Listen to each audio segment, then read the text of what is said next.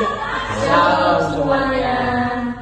Kami dari kelompok 3 akan memaparkan materi tentang Kristen menjadi agama negara di Kerajaan Romawi. Sebelum itu, izinkan kami memperkenalkan diri. Saya Adelia Pakpahan. Saya Mutia Sulaiman. Saya Lestari Rosyana Masaribu. Saya Bernardo Peter Yuswata Soid. Saya Samuel Torian Manik. Selamat menyaksikan. Pendahuluan latar belakang. Pada awalnya, kekristenan ditindas secara brutal oleh penguasa Romawi. Pada awal perkembangan kekristenan, terutama pada abad pertama hingga keempat Masehi, umat Kristen mengalami penindasan brutal oleh penguasa Romawi.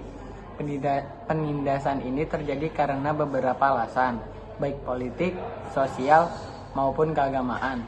Kekristenan muncul di wilayah Kekaisaran Romawi yang saat itu menganut agama politeisme atau menyembah banyak dewa. Orang Kristen menolak menyembah dewa-dewa Romawi dan kaisar yang dianggap sebagai bentuk penghormatan politik. Penolakan ini membuat umat Kristen dianggap membangkang dan mengancam kestabilan negara. Namun, dalam waktu kurang dari 3 abad, agama yang dulu dianggap sekte kecil ini menjadi agama resmi kekaisaran. Bagaimana hal ini bisa terjadi? Apa dampak keputusan ini terhadap gereja dan masyarakat Romawi? Bentuk penindasan terhadap umat Kristen. Yang pertama ada penganiayaan fisik, penyiksaan, penjara, bahkan hukuman mati menjadi bentuk penindasan yang umum dialami oleh umat Kristen pada masa awal perkembangan kekristenan di Kekaisaran Romawi. Yang kedua dibuang ke arena gladiator. Orang Kristen dilemparkan kepada binatang buas untuk hiburan rakyat, menjadi tontonan publik sebagai bentuk hukuman dan penghinaan. Yang ketiga, penyitaan harta benda. Properti ini milik umat Kristen sering disita oleh pemerintah sebagai bentuk tekanan ekonomi dan upaya untuk melemahkan komunitas Kristen. Yang terakhir, larangan beribadah. Ibadah Kristen dilakukan secara rahasia karena adanya larangan untuk berkumpul dan melakukan ritual keagamaan secara terbuka. Perubahan sosial di Eropa abad ke-14 sampai ke-15. Yang pertama ada wabah penyakit. Pada abad ke-14 terjadi wabah penyakit yang melanda hampir seluruh Eropa pada tahun 1347. Sampai 1351 saja wabah itu mengerenggut 75 sampai 80 juta jiwa, sepertiga penduduk Eropa di masa itu. Yang kedua, ancaman Turki Ottoman. Ancaman pasukan Turki Ottoman yang Islam klan nyata dengan direbutnya Konstantinopel tahun 1453, berlanjut dengan penyerbuan hingga ke Wina 1529. Yang ketiga, ada optimisme radikal. Berbagai ancaman ini tidak hanya mengakibatkan depresi dan perasaan kalah, tetapi sebaliknya juga mendorong optimisme yang radikal yang di sepanjang abad 15 menggerakkan sejumlah besar kreativitas. Yang keempat, kelahiran Eropa. Peneliti tertentu, misalnya H. Obermann, malahan menyebut periode yang bergolak ini sebagai kelahiran Eropa dengan mengemukakan beberapa contoh perkembangan penting. Perkembangan Eropa abad ke-15. Italia lahirnya kapitalisme global. Italia menjadi tempat lahir kapitalisme global, ditandai dengan berdirinya bank dengan jaringan keuangan yang memungkinkan hubungan perdagangan internasional. Spanyol dan Portugis, ekspansi global. Spanyol dan Portugis bersiap-siap menaklukkan dunia. Tahun 1414, Henry sang pelaut merebut Ceuta di Maroko. Dari situ, Portugis menjangkau pantai barat Afrika dan pantai timur Amerika Selatan, kemudian menjadi Brazil. Yang ketiga, eksplorasi dunia baru. Tahun 1492, Christophorus Columbus mengibarkan bendera Spanyol di Kepulauan Bahama, dan tahun 1498 Vasco da Gama tiba di Kalkuta, India, dan selanjutnya saudagar Portugis tiba di Malaka dan Maluku. tahun 1511 atau 1512. Yang terakhir, kemajuan ilmu pengetahuan. Abad 15 ditandai dengan perkembangan besar di bidang ilmu pengetahuan dan pendidikan. Universitas didirikan di berbagai penjuru Eropa. Orang-orang seperti Leonardo da Vinci mengembangkan pemahaman yang sama sekali baru tentang tubuh manusia, fisika, dan biologi. Perjalanan kekristenan di Kerajaan Romawi. Agama ilegal. Yang pertama, kekristenan awalnya dianggap sebagai agama ilegal atau religio illicita. Yang kedua, toleransi terbatas. Galileus 260 Masehi mengeluarkan maklumat toleransi pertama. Yang ketiga, legalisasi. Edik Milan 313 Masehi melegalkan kekristenan. Yang terakhir, agama negara. Edik Tesalonika 380 Masehi menjadikan Kristen sebagai agama resmi. Alasan kekristenan dianggap ilegal. Yang pertama, penolakan penyembah kaisar. Orang Kristen menolak menyembah kaisar sebagai dewa yang dianggap sebagai bentuk yang dianggap sebagai bentuk pengkhianatan politik. Yang kedua, bertentangan dengan paganisme. Ajaran Kristen bertentangan dengan nilai-nilai paganisme Romawi yang menyembah banyak dewa. Yang ketiga, gosip dan fitnah. Gosip populer menuduh orang Kristen melakukan kejahatan rahasia dan ritual berbahaya. Yang terakhir, dianggap sekte rahasia. Kekristenan ditakuti sebagai sekte rahasia yang mengancam stabilitas kekaisaran. Selanjutnya saya berikan materi ini kepada Saudari Mutiara. Kaisar-kaisar yang menganiaya umat Kristen. 1. Nero 64 Masehi. Lahir sebagai Lucius Domitius Ahenobarbus pada bulan Desember tahun 37 Masehi. Nero menjadi kaisar Roma yang kelima, menjadikan orang Kristen kambing hitam atas kebakaran Roma. Kebakaran menghancurkan sebagian besar kota Roma, dan untuk menghindari kesalahan, Kaisar Nero membunuh sejumlah besar orang Kristen sebagai kambing hitam. Kedua, Domitian 81 sampai 96 Masehi. Lahir di Roma pada tahun 51 Masehi. Ia adalah putra kedua dari prajurit dan politikus Titus Flavius Vespasian 9 sampai 79 Masehi, Kaisar 69 sampai 79 Masehi, dan Flavia Domitilla. Keluarga Flavian adalah keluarga berstatus sederhana dari luar Roma yang telah menaiki tangga sosial terutama melalui ketentaraan. Ketiga, Decius 249 sampai 251 Masehi. Decius adalah kaisar Romawi dari tahun 249 hingga 251 Masehi. Pada tahun 249 Masehi, Kaisar Romawi Philip dari Arab mengirim senator Decius untuk menjadi gubernur provinsi-provinsi yang bermasalah di Moesia dan Pannonia. Ia mengeluarkan dekret yang mewajibkan semua warga untuk mempersembahkan kurban kepada dewa-dewa Romawi. Kaisar Diocletianus dan penganiayaan besar. Diocletianus 284 sampai 305 Masehi.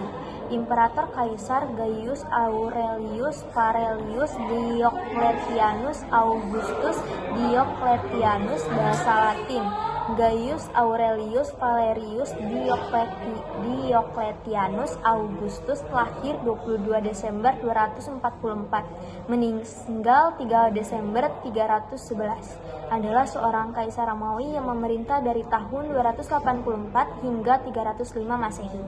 Diocletianus dikenal sebagai salah satu tokoh yang paling berpengaruh dalam sejarah kekaisaran Romawi, terutama karena reformasi yang dilakukan dalam bidang pemerintahan, ekonomi, militer, dan agama. Ia juga dikenal sebagai kaisar yang memulai penganiayaan besar terhadap umat Kristen, yang dikenal sebagai penganiayaan Diocletianus. Pada tahun 303, ia mengeluarkan serangkaian edik yang memerintahkan penghancuran gereja, pembakaran kitab suci Kristen, dan pemaksaan terhadap umat Kristen untuk beribadah kepada dewa-dewa Romawi. Edik Milan 313 Masehi, Kristen dilegalkan. 1. Kaisar Konstantinus Agung dan Licinius mengeluarkan edik Milan yang menghentikan penganiayaan terhadap orang Kristen. Kedua, memberikan kebebasan beragama kepada orang Kristen untuk menyembah Allah mereka tanpa rasa takut akan penganiayaan. Ketiga, mengembalikan properti gereja yang disita oleh pemerintah selama masa penganiayaan. Keempat, mengakhiri eksekusi dan pemenjaraan orang Kristen untuk menegaskan bahwa umat Kristen harus diperlakukan setara dengan pemeluk agama lain dalam Kekaisaran Romawi. Mengapa Konstantinus mendukung Kristen? 1. Legenda menyebutkan bahwa ia melihat salib di langit sebelum pertempuran jembatan Milvian 312 Masehi. Kedua, berharap bahwa agama Kristen dapat menyatukan kekaisaran yang terpecah. Ketiga, ibunya Helena adalah Kristen yang taat. Keempat, ada keuntungan politik dalam menarik hati kelompok yang berkembang ini. Edik Tesalonika 380 Masehi. Kristen jadi agama negara. Kaisar Theodosius I. Kaisar Theodosius I menetapkan Kristen sebagai agama resmi Kekaisaran Romawi melalui Edik Tesalonika 380 Masehi. Dampak Edik Tesalonika: 1. Kristen menjadi satu-satunya agama yang diakui negara. 2. Paganisme dilarang dan kuil-kuil Romawi ditutup. Ketiga, gereja mendukung finansial dan politik dari pemerintah. Alasan mengapa Kristen menjadi agama negara: faktor politik dan kekuasaan. Kekaisaran Romawi mulai mengalami kemunduran akibat konflik internal dan serangan dari bangsa barbar. Sejak akhir abad kedua Masehi, Kekaisaran Romawi mulai menunjukkan tanda-tanda kemunduran hingga akhirnya runtuh pada tahun 476 Masehi. Kedua, tanda-tanda kemunduran Kekaisaran Romawi dapat dirasakan semenjak wafatnya Marcus Aurelius pada tahun 180 Masehi. Pengganti Marcus Aurelius adalah kaisar-kaisar yang lemah, seperti contohnya Commodus pada tahun 180 sampai 193 Masehi. Ketiga, seiring dengan merosotnya kewibawaan Roma, persaingan, konflik, intrik, dan kemelut internal juga semakin subur. Diocletianus berusaha untuk mengatasi sejumlah kemunduran supaya kekaisarannya tidak runtuh. Keempat, pada masa pemerintahan Theodosius, Kekaisaran Roma dibagi menjadi dua bagian, yaitu Roma Barat dengan ibu kota di Roma dan Roma Timur dengan ibu kota di Konstantinopel. Selanjutnya, materi saya serahkan kepada Adelia. Struktur organisasi Kristen yang kuat. Pertama, melestarikan nilai. Organisasi keagamaan Kristen menjaga kelestarian nilai-nilai yang ada dalam agama melalui ibadah dan kegiatan keagamaan lainnya. Kedua adalah menafsirkan ajaran. Organisasi keagamaan Kristen menafsirkan ajaran agama dan nilai-nilai yang ada dalam agama untuk memudahkan pemahaman umat. Yang ketiga adalah mempersatukan umat. Struktur organisasi yang kuat mampu menyatukan umat dari berbagai latar belakang. Lalu yang terakhir adalah memurnikan ajaran. Organisasi keagamaan Kristen menjaga kemurnian ajaran agama dan nilai-nilai yang ada dalam ajaran agama. Lalu ada hierarki gereja dan pemerintahan Romawi. Hierarki gereja. Hierarki gereja memiliki peran sebagai penanggung jawab, pengatur, dan pengelola urusan gereja Katolik. Hingga saat ini masih memiliki peranan dan pengaruh yang penting di hampir segala aspek kehidupan.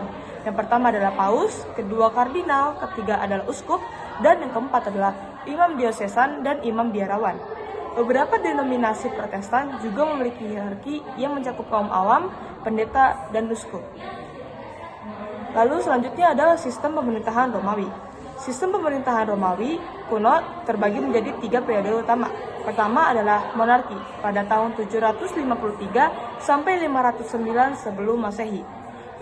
Itu adalah raja dan senat. Lalu yang kedua adalah republik pada tahun 509 sampai 27 sebelum Masehi. Itu terdapat konsul, senat, comitia coriata, pontifex maximus, dan tribune plebis. Dan terakhir adalah kekaisaran. pada tahun 27 sebelum Masehi hingga 476 Masehi. Di situ terdapat kaisar dengan kekuasaan absolut. Hierarki gereja mirip dengan pemerintah Romawi, sehingga mudah diintegrasikan ke dalam sistem negara. Selanjutnya ada faktor sosial dan budaya. Pertama, ada nilai moral yang kuat. Kekristenan menerapkan nilai-nilai moral yang lebih kuat dibandingkan agama pagan. Nilai-nilai moral yang diajarkan dalam agama Kristen adalah kasih, kejujuran, tanggung jawab, dan penghargaan terhadap sesama, merupakan landasan etis yang dapat membentuk perilaku seseorang. Kedua adalah kasih dan kepedulian. Orang-orang Kristen dikenal karena kasih, kepedulian terhadap orang miskin, dan kesatuan mereka. Allah adalah kasih, dan orang yang beriman kepada Allah harus saling mengasihi. Terakhir ada pengaruh elit. Banyak pejabat dan jenderal Romawi mulai beralih ke agama Kristen, sehingga gereja semakin berpengaruh dalam struktur politik dan sosial kekaisaran. Pengaruh pejabat dan jenderal yang beralih ke Kristen. Pertama adalah Konstantinus melegalkan kekristenan. Kaisar Konstantinus Agung menghentikan penganiayaan terhadap umat Kristiani dan melegalkan kekristenan melalui maklumat Milan pada tahun 313 Masehi. Kedua adalah dukungan untuk gereja. Konstantinus mendukung gereja dengan membangun basilika dan memberikan hak istimewa kepada klerus, sehingga memperkuat posisi gereja dalam masyarakat Romawi. Keempat adalah Kristen menjadi agama resmi. Pada tahun 380 Masehi, Kaisar Theodosius I mengeluarkan maklumat Tesalonika yang menjadikan kekristenan sebagai agama resmi Kekaisaran Romawi. Lalu yang terakhir adalah pengaruh struktur kekuasaan. Gereja tidak hanya diterima, tetapi juga mendapatkan status istimewa, meningkatkan pengaruhnya dalam struktur pemerintahan dan masyarakat Romawi. Selanjutnya adalah faktor teologis dan religius. Visi Konstantinus. Konstantinus I atau Flavius Valerius Konstantinus adalah kaisar Romawi dari tahun 306 sampai 337 Masehi dan dikenal dalam sejarah sebagai Konstantin yang Agung karena pertobatannya menjadi penganut Kristen pada tahun 312 Masehi dan kemudian mengkristenkan kekaisaran Romawi. Pertobatannya sebagian dimotivasi oleh sebuah penglihatan yang dialaminya pada pertempuran jembatan Milvian di Roma pada tahun 312 Masehi. Malam sebelum pertemuan di jembatan Milvian, Konstantinus berdoa agar berhasil dalam pertempuran yang akan datang. Baik dalam penglihatan maupun mimpi, ia melihat sebuah gambar dengan tulisan In hoc signo vinces, atau bisa diartikan sebagai dengan tanda ini taklukkan. Apa yang dilihat dan dialami Konstantinus, ia mengaitkan kemenangannya dengan Tuhan Kristen. Keyakinan akan berkat dan bagi kekaisaran. Pertama adalah adopsi agama Kristen. Pada awal abad keempat Masehi, Kaisar Konstantinus Agung mengadopsi agama Kristen sebagai bagian dari keyakinannya bahwa penerimaan terhadap agama tersebut akan membawa berkat dan stabilitas bagi Kekaisaran Romawi. Kedua adalah maklumat Milano. Perubahan ini ditandai dengan maklumat Milano pada tahun 313 Masehi yang menjamin toleransi beragama dan mengakhiri penganiayaan terhadap umat Kristen.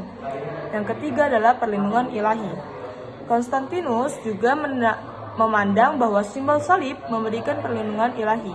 Dalam pertempuran jembatan Milvian pada tahun 312 Masehi, ia mengalami visi yang meyakinkannya untuk menggunakan simbol salib dalam perisainya, yang diyakini membantunya dalam kemenangan. Terakhir, agama resmi. Keyakinan ini berlanjut hingga tahun 380 Masehi, ketika Kaisar Theodosius I mendeklarasikan Kristen sebagai agama resmi Kekaisaran Romawi melalui maklumat Tesalonika, menandai transformasi signifikan dalam struktur keagamaan dan politik. Materi selanjutnya akan saya berikan kepada Saudari Letare. Dampak positif Kristen menjadi agama negara. Berakhirnya penganiayaan. Orang Kristen tidak lagi hidup dalam ketakutan dan bisa beribadah secara terbuka. Sebelum pengakuan resmi, umat Kristen sering menjadi sasaran penganiayaan oleh otoritas Romawi. Dengan dikeluarkannya Edict of Milan 313 Masehi oleh Kaisar Konstantinus dan Kaisar Licinius, kebebasan beragama diberikan kepada umat Kristen. Hal ini memungkinkan mereka untuk beribadah secara terbuka tanpa takut akan penganiayaan, sehingga gereja dapat berkembang dengan lebih bebas. Yang selanjutnya, pertumbuhan gereja yang pesat. Dengan dukungan negara, kekristenan menyebar ke seluruh kekaisaran Romawi. Setelah menjadi agama negara, agama Kristen mengalami pertumbuhan yang luar biasa. Faktor-faktor yang mendukung pertumbuhan ini antara lain pembangunan gereja dan fasilitas keagamaan yang lebih banyak dan lebih besar. Dukungan dari pemerintah, meningkatnya konversi ke agama Kristen, dan peningkatan pendidikan teologi. Dukungan finansial dan infrastruktur untuk gereja. Basilika Santo Petrus di Roma. Basilika Santo Petrus di Roma menjadi pusat kegiatan keagamaan dan simbol kejayaan Kristen setelah mendapat dukungan dari kekaisaran. Yang kedua, pembangunan basilika dan gereja. Pembangunan berbagai basilika dan gereja megah di seluruh wilayah Romawi menunjukkan dukungan finansial yang kuat dari kekaisaran. Yang ketiga, konversi bangunan Romawi. Pemanfaatan bangunan Romawi seperti kuil-kuil pagan yang diubah menjadi gereja menjadi bukti perubahan status agama Kristen dalam masyarakat. Perkembangan teologi dan konsili gereja. Dengan dukungan dari kaisar, memungkinkan gereja untuk menyelenggarakan konsili-konsili besar guna untuk menetapkan ajaran resmi Kristen. Konsili Nisea 325 Masehi yang diselenggarakan oleh Kaisar Konstantinus bertujuan untuk menyelesaikan perbedaan teologis dalam gereja, terutama terkait dengan Arianisme. Konsili ini menghasilkan Credo Nisea yang menjadi dasar doktrin Kristen mengenai Tritunggal.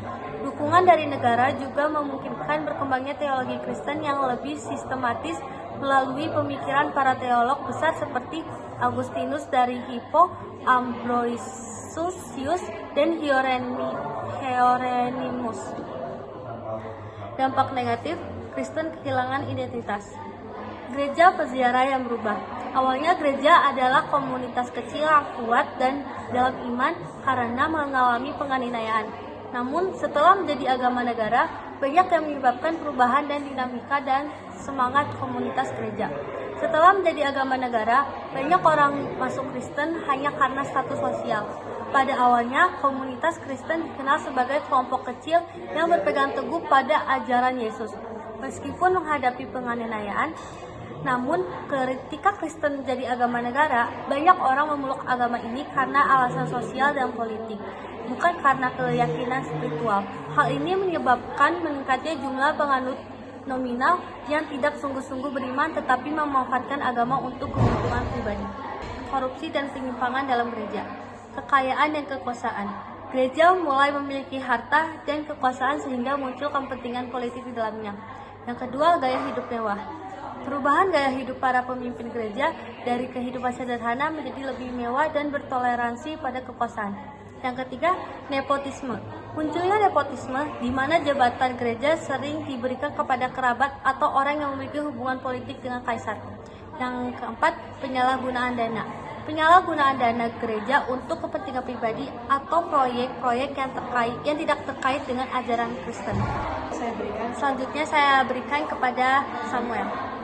Penyalahgunaan agama untuk kepentingan negara. Penunjukan pemimpinan gereja. Kaisar sering menunjuk uskup dan pemimpin gereja sesuai dengan kepentingan politiknya, bukan berdasarkan kualifikasi spiritual. 2. Campur tangan dalam doktrin. Campur tangan kaisar dalam doktrin gereja seperti yang terjadi dalam perdebatan tentang Arianisme dan keputusan konsili. 3. Legitimasi kekuasaan. Pemanfaatan simbol dan ajaran Kristen untuk melegitimasi kekuasaan politik kaisar. 4. Politisasi gereja. Hal ini membuat gereja menjadi lebih politis dan kurang fokus pada misinya sebagai lembaga spiritual. Penganiayaan terhadap agama lain. Penutup dan penghancur kuil-kuil pagan yang sebelumnya merupakan tempat ibadah utama dalam masyarakat Romawi. Larangan terhadap praktik percayaan lama, termasuk festival dan ritual keagamaan Romawi yang telah berlangsung selama berabad-abad. Penganiayaan kelompok Kristen berbeda. Penganiayaan terhadap kelompok Kristen yang berbeda doktrin seperti kaum Arian dan Donatis menunjukkan bahwa gereja yang dulu memperjuangkan kebebasan beragama justru menjadi alat negara untuk membatasi kepercayaan lain. Pelajaran dari sejarah gereja dan politik. Gereja harus berhati-hati dalam berpolitik. Pengalaman gereja di Romawi menunjukkan bahwa terlalu dekat dengan pemerintah bisa berbahaya. Karena gereja terlibat dalam politik dapat kehilangan fokus utama, yaitu pelayanan rohani dan misi sosial. Gereja seharusnya tetap mengedepankan keselamatan jiwa dan pelayanan terhadap masyarakat, tetapi sambil tetap terlibat dalam isu-isu politik yang relevan dan nilai-nilai firman Allah. Gereja harus tetap menjadi suara kebenaran, bukan alat politik. Dalam kitab Daniel 2 ayat 21 terdapat ayat yang menyebutkan ia mengubah zaman dan masa, mengangkat raja-raja dan menurunkan raja-raja, memberi hikmat kepada orang-orang yang berhikmat dan pengetahuan kepada orang-orang yang berakal. Peran gereja dalam masyarakat modern. Penengah dan perekat sosial. Dalam konteks modern, gereja diharapkan berperan dalam penengah dan perekat sosial dalam masyarakat, memperjuangkan perdamaian, keadilan, dan kesetaraan. Suara moral dan etika. Gereja seharusnya menjadi suara yang meneguhkan nilai-nilai moral dan etika dalam ranah politik, mengingatkan pemerintah akan tanggung jawab mereka untuk mengurus rakyat dengan adil dan bijaksana, mengabdi dan memperjuangkan keadilan. Penting bagi gereja untuk memahami bahwa keterlibatan dalam politik bukanlah untuk mencari kekuasaan atau keuntungan pribadi, tetapi untuk mengabdi dan memperjuangkan keadilan, kebenaran, dan kebaikan bagi masyarakat. Iman yang sejati bukan hanya identitas sosial. Identitas sejati dalam Kristus, identitas kita yang sejati bukanlah ditentukan oleh status sosial, pekerjaan atau apa yang dunia nilai, melainkan oleh siapa kita di dalam Kristus. 2. Mengutamakan kasih. Kasih mengajarkan kita untuk mengasihi dengan segenap hati, jiwa, dan akal budi, serta mengasihi semua seperti sendiri. Di dalam Matius 22 ayat 31 sampai 39. Hidup dalam kebenaran. Firman Tuhan adalah petunjuk hidup yang mengarahkan kita untuk hidup sesuai dengan kehendaknya. Di dalam kitab Yohanes 17 ayat 17. Diciptakan untuk tujuan. Dalam Efesus 2 ayat 10 dikatakan bahwa kita ini bukan Allah, diciptakan dalam Kristus Yesus untuk melakukan pekerjaan baik yang dipersiapkan Allah sebelumnya. Pentingnya menjaga kemurnian gereja. Gereja sebagai mempelai wanita Yesus Kristus yang kudus, kemurnian hati membawa berkat, menyucikan diri dari semua percemaran. Darah Yesus mencucikan dari segala dosa. Saat gereja menjadi terlalu kaya dan berkuasa, seringkali kesederhanaan dan kemurnian iman mulai luntur. Gereja harus selalu kembali pada ajaran Yesus dan jemaat mula-mula. Yesus ingin gerejanya murni dan kudus, supaya dengan demikian ia menempatkan jemaat di hadapan dirinya dengan cemerlang, tanpa cacat atau kerut atau yang serupa itu. Tetapi supaya jemaat kudus dan tidak bercela. Biarlah melalui sejarah gereja yang Tuhan berkati, Tuhan berikan kepada kita dengan firman Tuhan yang hidup dan selalu menuntun kita, serta Roh Kudus yang selalu menyertai gereja Tuhan sepanjang zaman. Kita boleh terus-menerus mengoreksi dan menumbuhkan cinta kasih kita kepada Tuhan Yesus Kristus yang telah menebus dan menyelamatkan kita. Biarlah kita rindu untuk mempersamakan diri kita dengan segenap tenaga berperang bagi kerajaan sorga. Hidup bagi Yesus Kristus, Tuhan Raja kita.